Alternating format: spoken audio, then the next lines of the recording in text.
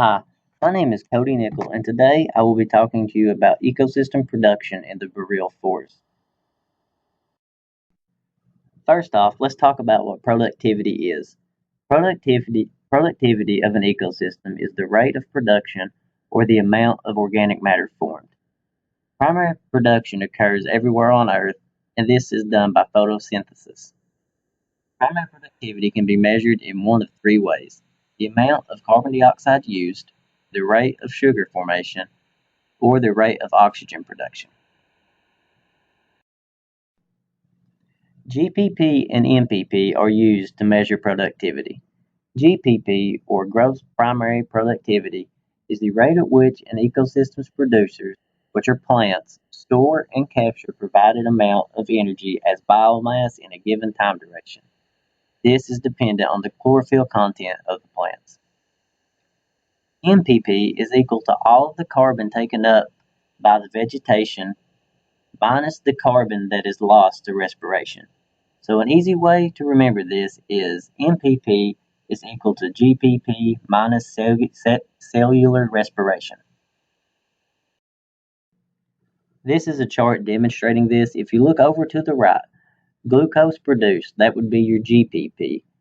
Going down to your left, some glucose used to supply during cellular respiration, and to the right, the remaining glucose would be your MPP. Now let's talk just a little bit about boreal forests. Boreal forests are only found in the northern hemisphere of Earth, mainly between latitudes 50 degrees and 60 degrees north. They have short summers and long winters. If you look at the picture up top, they pretty much form a belt across the northern hemisphere going across North America and northern Eurasia.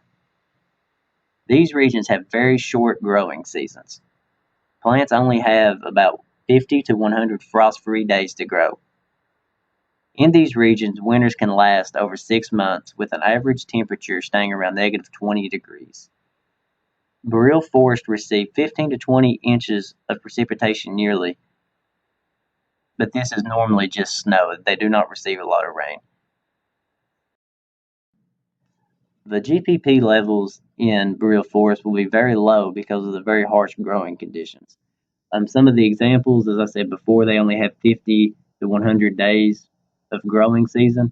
And some other facts are boreal forest soils are considered to be very hostile conditions, which doesn't allow for many plants to grow, even during growing season.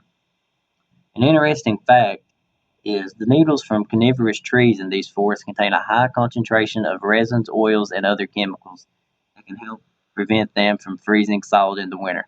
However, even though this helps these trees, the uh, when they fall off the tree, all of the chemicals are absorbed into the soil, making it very acidic and often toxic to other plants. So when the needles fall off this tree, it makes it a very toxic growing environment for the other plants.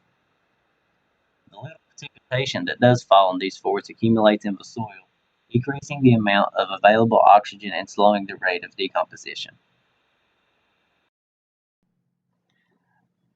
Since the growing season is very short and there are very harsh conditions for plants to grow in this environment, some plants have had to make different adaptations. An example of this is trees and shrubs of the genus Alnus have bacteria-filled nodules in their roots that help them to convert atmospheric nitrogen into usable nutrients, feeding not only themselves but the plants around them as well. Willow and aspen trees, which are deciduous trees, require a large amount of water to grow, so they can be found in uh, moisture-rich soil environments that would be away from the coniferous trees. So you won't find a lot of the deciduous trees around coniferous trees. And another interesting fact is sundew and pincher plants are coniferous plants that you may spot in bogs and fens of the taiga. The taiga is another name for the boreal forest. These plants get nutrients by trapping and digesting insects and other arthropods. I just thought this was very interesting because since plants still have to adapt the ways to grow, even though the environment is not friendly to them. This is a satellite image of the GPP levels across the Earth. And if you look across the top of the northern hemisphere, where the boreal forests are located, it is mainly dark blue, which is very low levels of GPP. But this is because of the harsh growing environments for the plants, and they don't have a long growing season, so the GPP levels are very low. They don't produce a lot of plants.